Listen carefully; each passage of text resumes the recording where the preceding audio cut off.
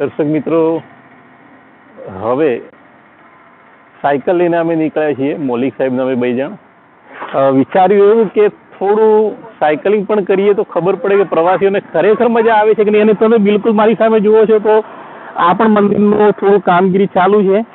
આ પણ સુંદર મજાનું જ મંદિર છે અને લોકો અહીંયા પણ દર્શન કરવા માટે આવતા જ હોય છે. અહીં શું લખ્યું છે તમે વાંચી શકો છો, પ્લાસ્ટિક પ્રતિબંધિત ક્ષેત્ર.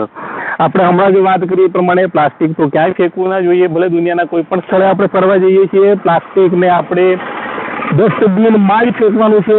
અને બીજો એક સુંદર પોઈન્ટ તમને બતાવવાનો છે કે પર્વતની નીચે જ્યાં તમે ધજાઓ જુઓ છો ત્યાં સુંદર એક મજાનું મંદિર આવેલું છે. કહેવાય છે કે મંદિરની ખૂબ જ મોટી આસ્થા રહેલી છે. અને હાલ તો કદાચ જો જવાનું થાય તો અમે તમને બિલકુલ નજીકથી પણ બતાવીશું, પણ હાલ તમે દૂરથી તો જોઈ શકો છો. અને હવે અમે પણ થોડા સફર માટે નીકળીએ તો મળીએ ફરીથી.